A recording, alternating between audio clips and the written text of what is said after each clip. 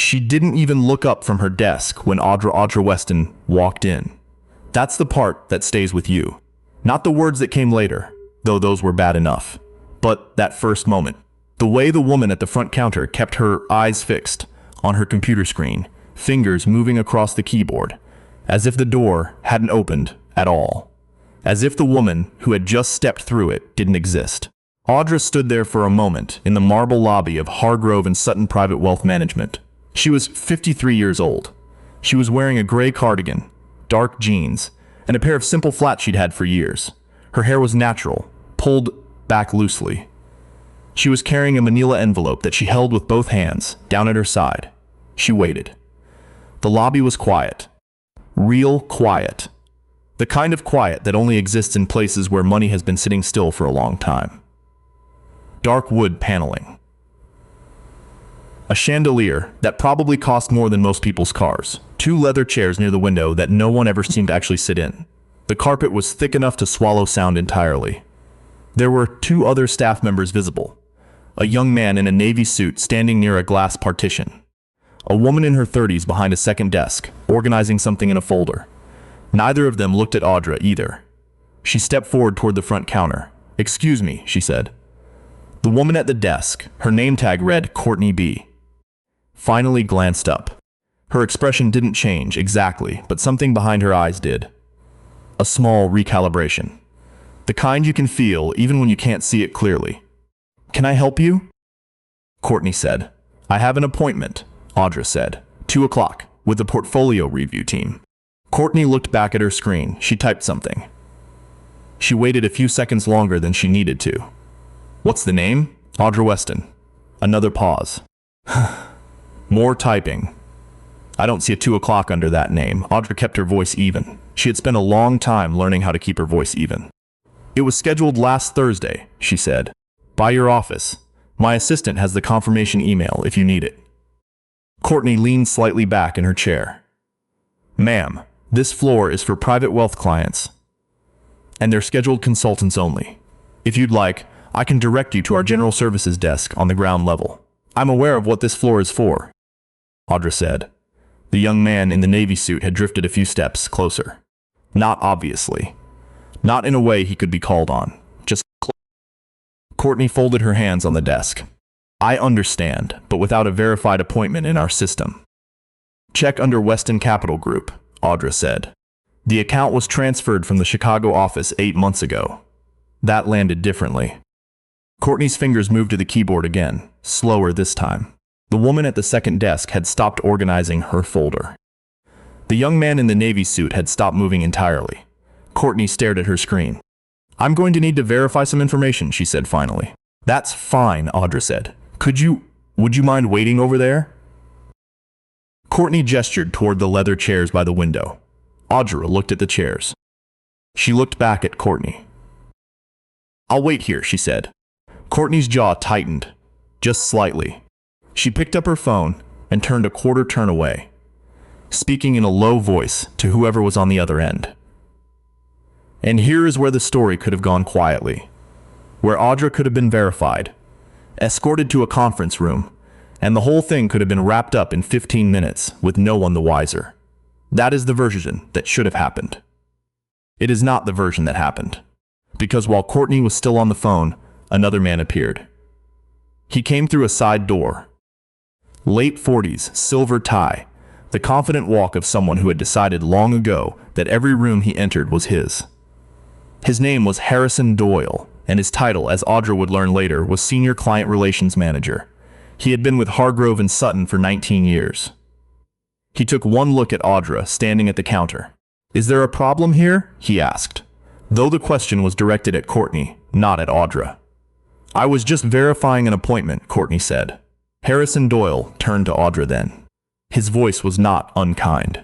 That was the particular quality of his condescension. It came dressed as courtesy. "Ma'am," he said, "I'm going to have to ask how you got up to this floor." "The elevator," Audra said. "This elevator requires a key card for the 32nd floor. It's a private access level." "The man at the security desk downstairs gave me a visitor pass," Audra said. "He called up and confirmed my appointment." Harrison Doyle looked at Courtney. Courtney looked at her screen. I was just trying to locate it in the system, Courtney said. It may be listed under the holding entity. Audra said. Weston Capital Group. Or the primary account number, which is. She shifted the manila envelope under one arm and reached into her bag. Ma'am. Harrison Doyle's voice had shifted. Still smooth, but the courtesy had thinned out. Why don't we step back downstairs and get this sorted out at the general desk? We can have someone. I'm not going downstairs, Audra said. I have a confirmed appointment on this floor, and I've been standing at this counter for 10 minutes. The lobby was very still. Harrison Doyle looked at her for a long moment. The kind of look that is meant to make you feel small. The kind of look that has practice behind it. I'm going to be direct with you, he said. This is a private banking floor. Our clients at this level have specific expectations about the environment. About discretion, about who. He paused. Chose his next word. Who is present? I'm sure you understand. Audra understood. She understood perfectly. She had understood from the moment she walked in, and Courtney hadn't looked up. She had understood from the way the young man in the navy suit had drifted closer without being asked. She had understood from the particular cadence of Harrison Doyle's voice. That smooth, practiced confidence of a man who had done this before and had never once been wrong about it. She set the manila envelope on the counter. Open it, she said. Harrison Doyle looked at the envelope. He looked at Audra. Ma'am, please, she said. Something in her tone stopped him. It wasn't volume. It wasn't anger. It was the particular stillness of a person who knows something you don't, and who is waiting, very calmly, for the moment when you find out. He picked up the envelope. He opened it. Inside were 3 documents. The first was a portfolio summary, 47 pages, tabbed and organized. The second was a transfer letter from the Chicago office of Hargrove and Sutton, dated 8 months prior. The third was a single sheet, a client classification form with Audra Weston's name at the top, below which was listed the total value of assets under management. Harrison Doyle read the number on that third sheet. He read it again.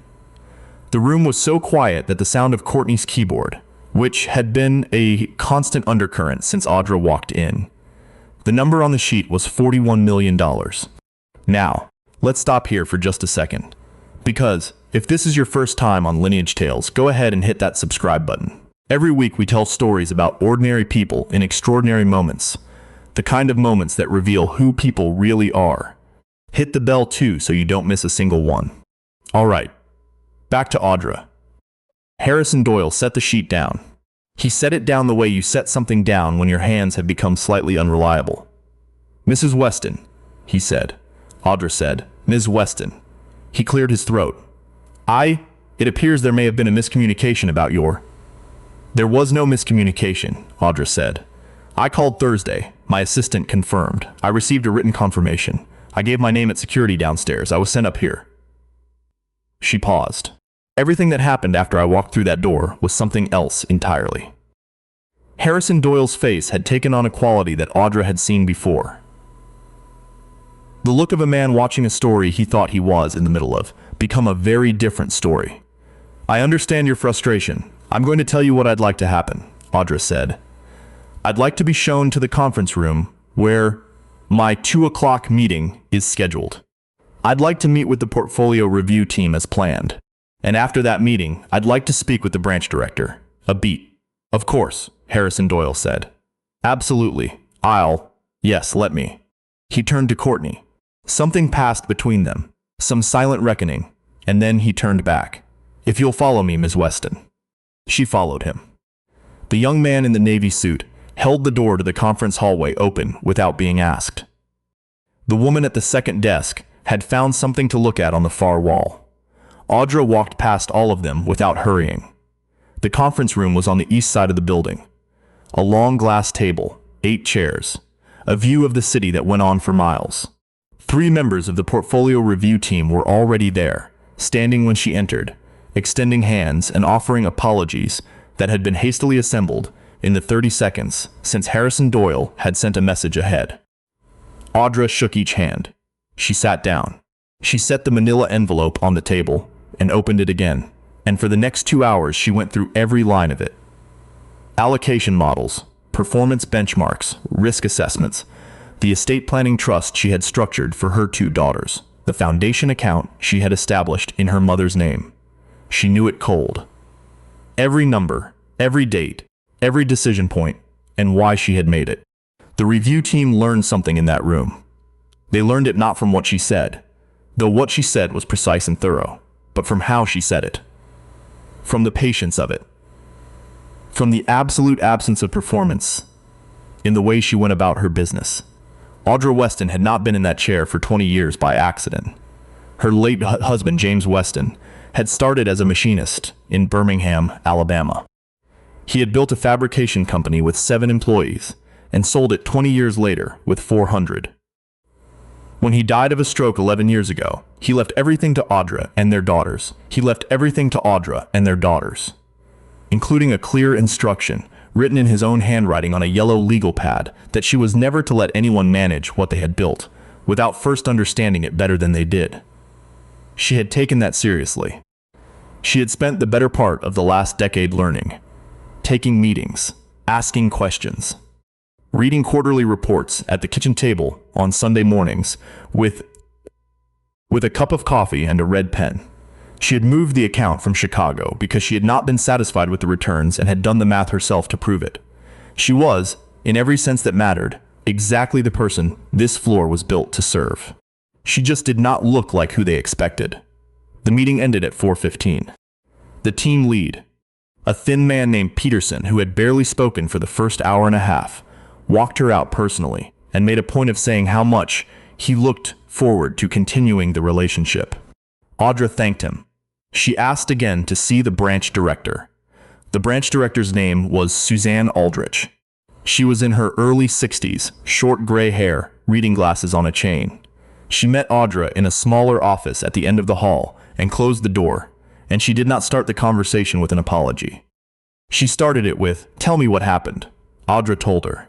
Not with rage, not with grief, with the careful, specific detail of a woman who had lived long enough to know that the most powerful thing you can do in a moment like this is simply to describe it accurately and let it sit in the room. When she finished, Suzanne Aldrich was quiet for a while. "I'm going to ask you to give me 2 days," she said. "All right," Audra said. "I want to review the security footage and speak to everyone involved before I respond to you formally." "I appreciate that," Audra said. She picked up her envelope and her bag. At the door she paused. "The man at security downstairs," she said. "He was courteous. He called up. He confirmed. He gave me the visitor pass. I don't want what happened up here to land on him." Suzanne Aldrich looked at her over her reading glasses. "It won't," she said. Audra nodded and left. She rode the elevator back down alone, 32 floors, the city outside the glass moving past her in silence. In the lobby, she stepped at the security desk. The man there, young, maybe 24, name tag reading D. Harmon, looked up with the open, uncomplicated expression of someone who had no idea what had just happened 32 floors above his head. "Have a good afternoon, ma'am," he said. "You too," Audra said. She walked out into the afternoon and stood on the sidewalk for a moment, the sun coming through the buildings at a long flat angle, the city moving around her the way it always does, indifferent and loud and full of people going somewhere. She was not shaking. She had not been shaking the whole time. That's the thing people don't always understand about moments like this. You think you'll fall apart or lash out or say the thing that's burning in your chest, and sometimes people do. But sometimes, if you have lived inside enough of these moments, if you have been carrying the particular weight that Audra Weston had been carrying, watching her father get talked to in a certain way by certain people, sometimes you just become very still, very quiet, very clear. And you wait. Because the truth has a way of doing its own work if you let it. 2 days later, Suzanne Aldrich called. Harrison Doyle was no longer employed by Hargrove and Sutton.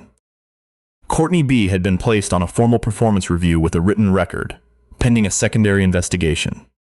The young man in the Navy suit, who had not, as it turned out, done much beyond drift closer and hold a door, had been interviewed and cleared, though he had reportedly spent the intervening 2 days in a state of considerable personal distress. Suzanne Aldrich offered a formal written apology on behalf of the firm. She offered to waive management fees for the coming year. She offered to personally oversee the account going forward and to institute a mandatory training review for all private banking floor staff. Audra listened to all of it. "I'll accept the written apology," she said. "The fee waiver I'll consider. What I'd actually like is for you to tell me, honestly, whether you think this was one bad day or a pattern." Suzanne Aldrich paused. "I think," she said slowly, "that it was probably not the first time." "That's what I thought too," Audra said. "So what I'd ask, in addition to the other things, is that the training review be documented and reported to the board, and that Hargrove and Sutton release a public statement that doesn't bury what actually happened." Another pause. "That's an unusual request." Suzanne Aldrich said. "I know," Audra said. A longer pause. "I'll take it to the board." They took it to the board. The statement, when it came, was 3 paragraphs. It did not name Harrison Doyle. It did not name Audra Weston. She had asked them not to, and they had honored that. But it used clear language. It described a failure of conduct and a failure of judgment, and it stated, without hedging, that what Ms. Weston had experienced was unacceptable and that the firm was accountable for it. Audra read it on a Tuesday morning at her kitchen table with a cup of coffee. She folded the newspaper. She thought about James and about her father and about her daughters, who were both grown now and making their own lives in cities she visited as often as she could.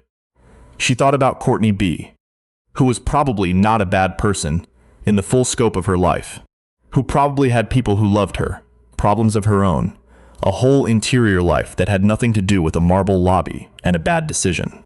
She thought about Harrison Doyle, who had spent 19 years at that firm and had gotten very good at a particular kind of confidence, and who was now going to have to figure out what to do with what remained. She thought about the young man at the security desk, D. Harmon, who had just been doing his job. She did not feel triumphant. She had never been chasing triumph. She had been chasing something quieter and harder to name, the specific satisfaction of standing in a room where someone has decided you don't belong and simply refusing to leave. Of laying down your documents on a counter and saying, "Look again." That was all. That was enough. She refilled her coffee and opened her laptop and went to work. Now, if you made it to the end of this story, drop a comment below and let me know.